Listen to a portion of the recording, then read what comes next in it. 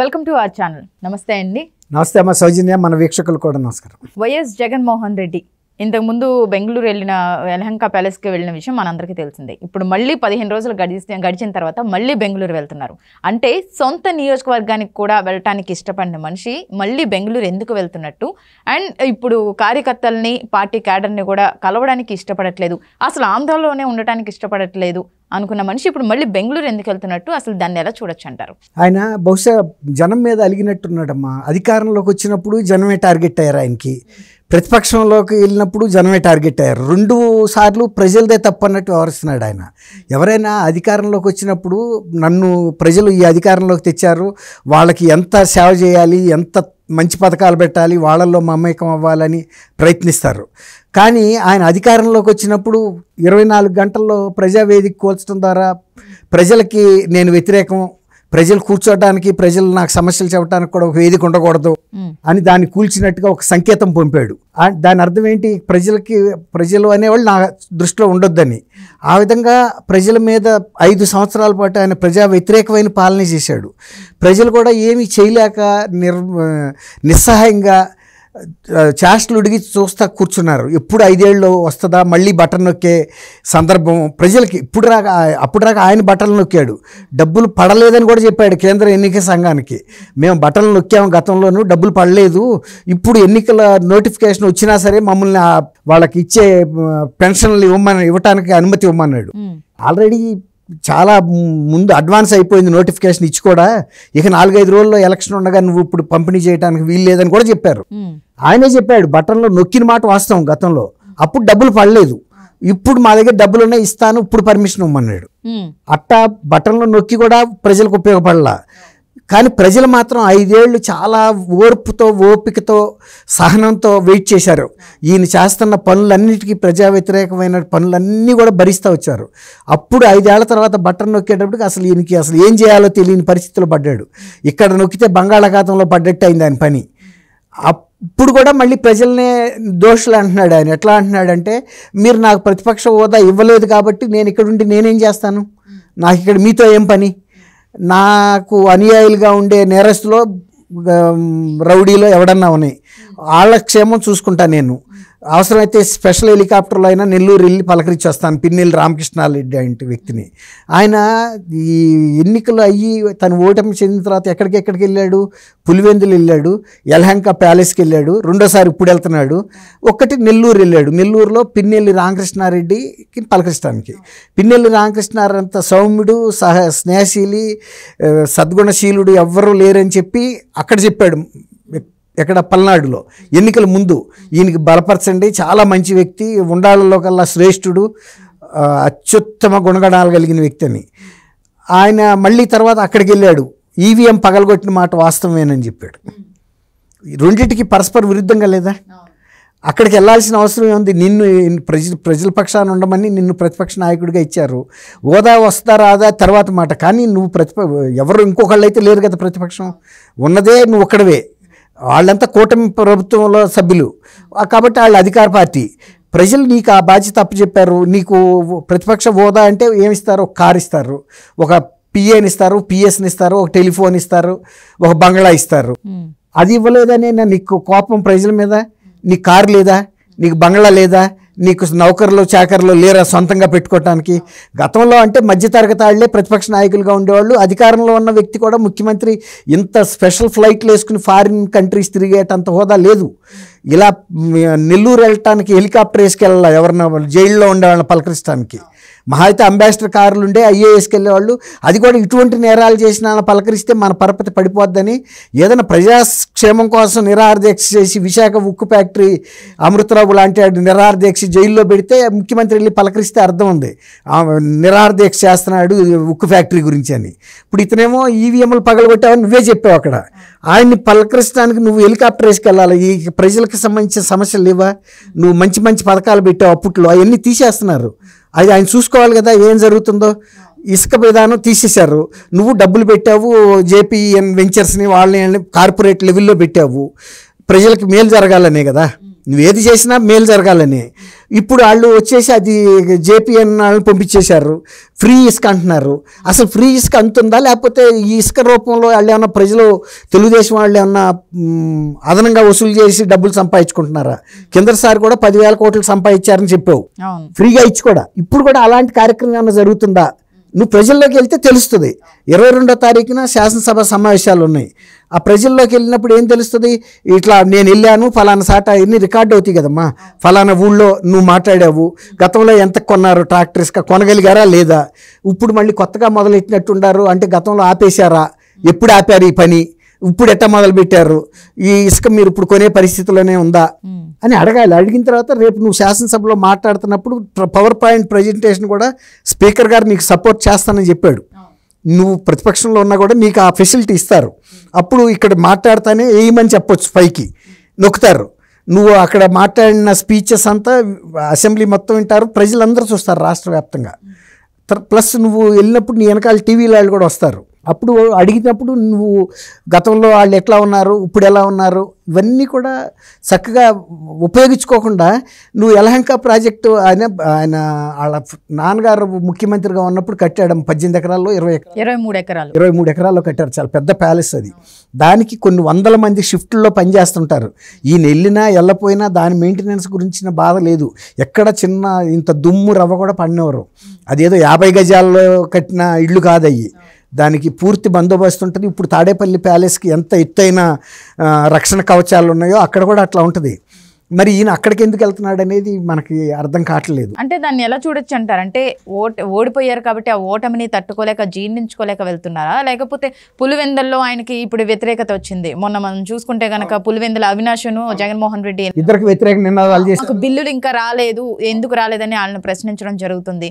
So ఇక్కడ ఆంధ్రప్రదేశ్లో ఉండలేక, ఇష్టం లేక వెళ్ళిపోతున్నారా? దీన్ని ఎలా ఏ కోణంలో చూడొచ్చు అంటారు? ఇప్పుడు గతంలో అంటే ఇప్పుడు మనకేమనిపిస్తుంది అంటే ఆయన చీఫ్ మినిస్టర్గా ఉన్నప్పుడు ఒక్క క్షణం కూడా బెంగళూరు ప్యాలెస్కి వెళ్ళి గడిపిన సందర్భం లేదు, పులివెందులు కూడా వెళ్ళలేదు.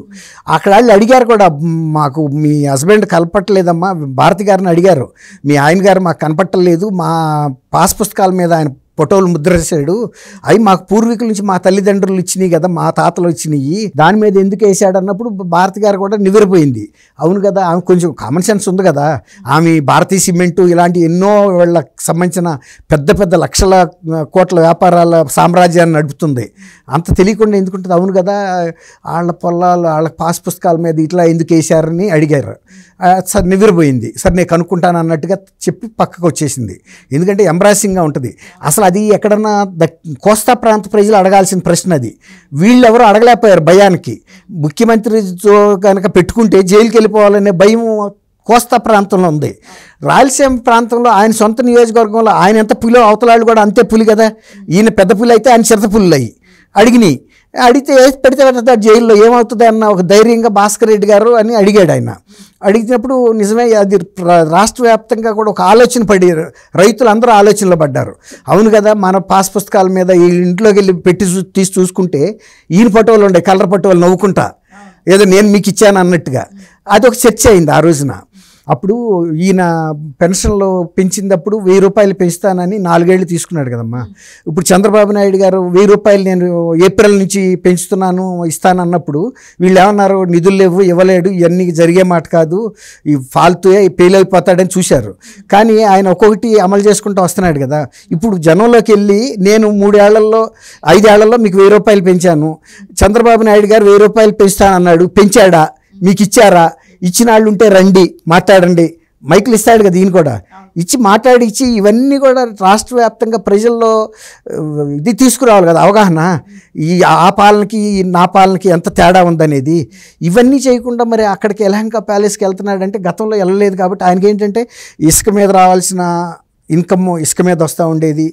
అట్లాగే లిక్కర్ తర్వాత ఇందాక నేను ఇంకో చోట మర్చిపోయా, మీకు గతంలో నేను ప్రెసిడెంట్ స్పెషల్ స్టేటస్ ఇలాంటి బ్రాండ్లు ఇచ్చా మీకు. అప్పుడు తక్కువ రేటుకున్నాయా, ఇప్పుడు తక్కువ రేటుకున్నాయా, అప్పుడు మంచిగా క్వాలిటీ అప్పుడు బాగుందా, ఇప్పుడు బాగుందా, అప్పుడు ఏమన్నా ఆరోగ్య సమస్యలు వచ్చినాయా, ఇప్పుడు వస్తున్నాయా, ఇవన్నీ కూడా చెప్పాలి కదా. ఆ ప్రజల్లోకి వెళ్ళి అవన్నీ చేయకుండా ఈయన యలహంక ప్యాలెస్ వెళ్తున్నాడు. అంటే ఇప్పటి వరకు మీరు చెప్పినవన్నీ చేయలేదు అంటున్నారు కదా, ఇప్పుడు వచ్చి ప్రశ్నించాలి అని అడుగుతున్నారు. కానీ తొందరలో ఆయనకు ప్రజా దర్బార్ అనేది స్టార్ట్ చేస్తున్నారు ప్రజల సమస్యలు తెలుసుకోవడానికి. అప్పుడు ఇవన్నీ బయటకు తాడేపల్లి యలహంకలో, తాడేపల్లిలోనే. మరి ఎందుకు మరి యలహంక వెళ్తున్నాడు? అదే అందుకే అడుగుతున్నాం, మరి ఎందుకు వెళ్తున్నట్టు, మళ్ళీ దేనికోసం వెళ్తున్నారు? అదే ఇప్పుడు ప్రజా దర్బార్ పెడతాను అంటున్నాడు, కానీ ప్రజా దర్బార్ పెట్టడానికి ఆయన పెట్టుబడి కావాలా? ఏమన్నా పెద్ద స్కీమ్ ఇది, ఏమన్నా కొన్ని వేల కోట్లు ఏమన్నా అవుతుందా? సిద్ధం రండి అని సిద్ధం సభల్లాగా నువ్వు ఇంటి దగ్గర కుర్చీ వేసుకుని కూర్చుంటే ప్రజలు ఎక్కడికి వస్తారు? ఒక షామియానా వేసినా అయిపోయినా కూడా వినతిపత్రాలు ఇచ్చి వెళ్ళిపోతారు. వాళ్ళేం ప్యాలెస్లో కాపురం చేయడానికి రావట్లా, ప్రతిపక్ష నాయకుడు కాబట్టి వాళ్ళకుండా కష్టాలు నష్టాలు చెప్పుకోవడానికి వస్తారు. ఆ వినతిపత్రం ఇవ్వగానే వాళ్ళు వెళ్ళిపోతారు. నువ్వు ఛాయ్ కూడా ఇవ్వక్కర్లేదు, పెడితే మహా అయితే బయట ఒక బాటిల్ మంచినీళ్ళు పెడితే తాగి వెళ్ళిపోతారు. నువ్వేం అంతకన్నా ఇవ్వాల్సిన అవసరం లేదు. మరి అట్లాంటప్పుడు ఇది ఇచ్చే ప్యాలెస్లో ఉండి ప్రజల్ని ఆహ్వానించకుండా, ఇంకోటి నాకేమనిపిస్తుందంటే ఈయన ప్రజా దర్బార్ పెడతాడని ఆయన చెప్పినా చెప్పకపోయినా సోషల్ మీడియాలో బాగా వైరల్ అవుతున్నాయి. దీంతో నమ్మి నేనేమన్నా ప్రజా దర్బార్ పెడతారని తెలియక జనం ఎగబడి వస్తారేమో, మళ్ళీ వీళ్ళని కలవటం, ఇదంతా న్యూసెన్స్ నాకు అవసరమా? గతంలో నేను ఎప్పుడు కలవలేదు అధికారంలో ఉన్నప్పుడు. నాకు ఉండాల్సిన వనరులు ఏ ఉన్నాయి, నాకు కావాల్సిన ఏర్పాటు ఆదాయానికి సంబంధించిన లెక్కలు అప్పచెప్పేవాళ్ళు వచ్చేవాళ్ళు, వాళ్ళతో కలిసేవాడిని, పంపించేసేవాడిని. అదంతా ఒక అరగంట స్కీము. ఆ కార్యక్రమం అయిపోయిన తర్వాత ఇక మళ్ళీ జనం అక్కర్లా, మళ్ళీ మర్నాడు ఎక్కడ క్వారీల నుంచి ఎంత వెళ్ళింది, ఎంత అట్టు వెళ్ళింది, ఆర్థిక సర్దుబాట్లు, లిక్కర్ మీద వచ్చిన ఆర్థిక సర్దుబాట్లు ఏంటి, ఇంకా గనుల శాఖ మీద వచ్చిన సర్దుబాట్లు ఏంటి, తర్వాత ప్రతిపక్షాలకు సంబంధించిన వాళ్ళ మీద మనం పెట్టిన ఒత్తిడికి వాళ్ళు కట్టిన కప్పాలకు సంబంధించిన లెక్కలు డొక్కలు చూసుకోవటం అయ్యే ఉండేవి. ఇప్పుడు అవన్నీ లేవు కాబట్టి ఒక రకంగా పెరపెరలాడుతుందా మనిషికి, ఖాళీగా కూర్చోవటం ఏంటి? ఇప్పుడు రోజు మనుషుల్ని తినే పులికి మనుషులు దొరకట్లేదు అనుకోండి, బోన్లో పెడితే దానికి పిచ్చెక్కినట్టు ఉంటుంది. ఆడేసే చికెన్ ముక్క తినాలి ఎప్పుడన్నా. మనుషుల్ని కొట్టుకు తిన్న పులికి ఆఫ్టర్ ఆల్ ఒక చికెన్ ముక్క ఒక లెక్క, దానికి ఏమనిపిస్తుంది? అట్టా పెరపెరలు పుట్టి ఏం ఆంధ్రప్రదేశ్ ఏంటి, లెక్క ఏంటి, వీళ్ళు నాకు ఏం చేసి చచ్చారు కనుక అప్పుడు ఏమన్నా అది 151 స్థానాలు ఇచ్చినప్పుడు నేను వాళ్ళ మీద దాష్టికాలు చేశాను. ఇవాళ నాకు ప్రతిపక్ష హోదా కూడా ఇవ్వకుండా నన్ను అవమానపరిచారు. వీళ్ళ హక్కుల గురించి నేను ఎందుకు మాట్లాడాలి, చంద్రబాబు గారు చూసుకుంటాడు, మనకేం అవసరం అన్న ఒక పలాయన వాదంకి వచ్చాడు అని కూడా అనిపిస్తుంది. ఎవరు వైఎస్ఆర్సీపీ నాయకులను కూడా ఆయన పిలిపించి మాట్లాడింది ఏమన్నా, ఫస్ట్ రోజు వాళ్ళంతటా వాళ్ళుగా గేట్ క్రాష్ చేసుకొచ్చేసారు. వచ్చేస్తే సరే కూర్చుని ఒకడు గుడ్డ వేసుకుని ఏడుస్తారు కదా. ఎక్కడన్నా తిరణాలలో అక్కడ కలిసినప్పుడు పూర్వకాలంలో మేము చూసేవాళ్ళం. జాతరలో జరిగినప్పుడు ఏ జిల్లా నుంచి ఎవరో ఒకళ్ళు వస్తారు, వాళ్ళ పాత లింకులు ఉంటాయి. ఆ పై పంచి ఇద్దరు కలిసి కప్పుకుని ఒకసారి శోకం పెట్టుకుని ఏడుతారు. అవగానే ఆ ఎమోషన్ తీరిపోగానే వెళ్ళిపోతారు. అట్లా ఫస్ట్ రోజు వచ్చిన వాళ్ళు తప్ప తర్వాత నాయకులు వచ్చి కూర్చుని చర్చించిన సందర్భం లేదు. వాళ్ళు ఇచ్చిన సలహాలు లేవు, ఈయన తీసుకున్న సలహాలు కూడా లేవు. అని ప్రజలతో అవాయిడ్ చేస్తున్నాడు. ఇవాళేమో ఆయనకి పట్టాలు కట్టే పోలీసులు లేరు, చెట్లు కొట్టేవాళ్ళు లేరు, తలుపులు మీమని గద్దిచ్చి ఈయన్ని కాన్వాయిని తీసుకెళ్లేవాళ్ళు లేరు.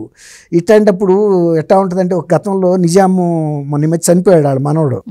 గతంలో వాళ్ళు నిజాం ప్రభుత్వం ఉన్నప్పుడు వాళ్ళకి ఇక్కడ రాజభోగాలు నడిచాయి. తర్వాత అతను ఆస్ట్రేలియాలో వెళ్ళి 2 బెడ్రూమ్ దీంట్లో గొర్రెలు పెంపకం చేసేవాడు.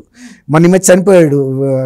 అతని పేరు ఏంటంటే, అక్కడ మార్కెట్ ఉంది చూడమ్మా అబిడ్స్ దగ్గర, ముజాహిం అతని పేరు అదే అనుకుంటా, వాళ్ళ మనవడి పేరు. ఆయన ఇక్కడికి వచ్చినప్పుడు పాపం ఆ పాత జీపులు ఒక 4 ఉండేవి. ఇక్కడ కేబీఆర్ పార్క్ లోపల ప్యాలెస్ ఉంది. వాటికి లుంగీలు కట్టుకున్న వాళ్ళు సెక్యూరిటీ గార్డులుగా ఉండేవాళ్ళు. ఇతను కారు ఏమో మధ్యలో 2 జీపులు ముందు, 2 జీపులు పాతయి విల్లీస్ జీపులు అవి వేసుకుని తిరిగేవాడు. ఇక్కడికి వచ్చి నేను కూడా ఏదో పాత సర్కార్ ఇక్కడని, సర్కార్ అంటే నేను ఇక్కడ రాజునని. అట్లాగే ఇప్పుడు ఆయనకి ఏంటంటే ఆ పాత కాన్వాయ్ రాదు. ఇప్పుడు అంత పోలీస్ ఇవ్వరు కదా ప్రొటెక్షన్. మహా ఉంటే ఒక పైలట్ ఉంటాడు, వెనకాల ఒక ఎస్కార్ట్ వెహికల్ ఉంటుంది మాజీ సీఎంకి ప్రోటోకాల్. ఇప్పుడు ఇవన్నీ లేకుండా ఆయనకి వెళ్ళటానికి కష్టం అనిపించి, ఇక దీనికన్నా నా ప్యాలెస్లో నేను కూర్చుంటే ఎవడు రాడు డిస్టర్బ్ చేయడం అనుకుంటున్నారా, లేకపోతే గతంలో సంపాదించిన ఈ 5 ఏళ్లలో సంబంధించిన పెట్టుబడులు అయి మొన్న ఫారిన్ వెళ్ళొచ్చాడు కదా, వాటికి సంబంధించిన ఫాలో అప్ చేసుకుంటున్నారా, ఆర్థికంగా సర్దుబాట్లు, ఎందుకంటే ఎటాగూ కేసులు వేస్తారని తెలుసు, వీటికి సంబంధించి సర్దుబాట్లకి మరి అక్కడైతే ప్రశాంతంగా కూర్చుని చేసుకోవచ్చు అనుకుంటున్నారా తెలియట్లా. కానీ ఒక ప్రతిపక్ష నాయకుడిగా చేయాల్సిన పని అయితే అది కాదు. అదే రాజశేఖర రెడ్డి గారు అయితే ప్రజల్లోకి వెళ్ళి మమేకం అయ్యి వాళ్ళ సాధక బాధకాలు అంతకుముందు కూడా పాదయాత్ర చేశాడు కదా. అప్పుడు తన ప్రభుత్వానికి ఈ ప్రభుత్వానికి ఉన్న మార్పులు చేర్పులు తేడా ఏంటనేది గమనించి రేపు అసెంబ్లీలో చెప్పేవాడు. నా ప్రభుత్వంలో ఇంత బాగా ఉండే, నీ ప్రభుత్వం వచ్చిన తర్వాత ఇదిగో ఇవన్నీ రుజువులతో సహా చూపించేవాడు. ఇప్పుడు ఈయన అది ఎంత టైం వేస్ట్ కార్యక్రమం కింద అనుకుంటున్నాను నేను. తరం మారిపోయింది. అప్పుడు రాజకీయ నాయకులకి వాళ్ళ విలువలకి వాళ్ళ ప్రజల పట్ల ఉన్న కమిట్మెంట్స్ ఇవాళ లేదు. ఇదంతా మోడర్న్, ఆదాయం వచ్చినంత వరకు ఉంటాం, అందుకని ఆదాయం రాకపోయినప్పుడు ఇక్కడ ఉండాల్సిన అవసరం లేదని కార్పొరేట్ థింకింగ్ ఇది. అది నేను అనుకుంటున్నా అట్లా అని. ఓకే అండి, థ్యాంక్ యూ అమ్మా సౌజన్య, మా వీక్ష.